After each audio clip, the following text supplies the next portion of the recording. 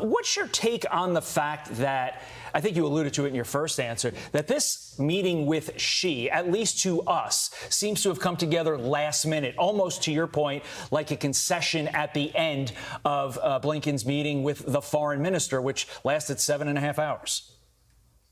Yes. Well, really what they did was they made Secretary Blinken sweat. And they announced the meeting at the very last moment. And so really what this is sort of a Chinese tactic.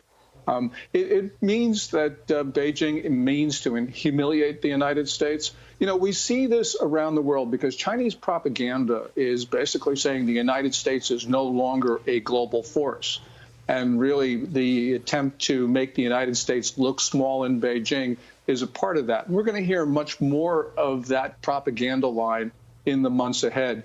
The United States needs to counter that because that propaganda line is actually effective in large parts of the world, like the Middle East and Africa, which are where we see the main points of contention outside of Ukraine.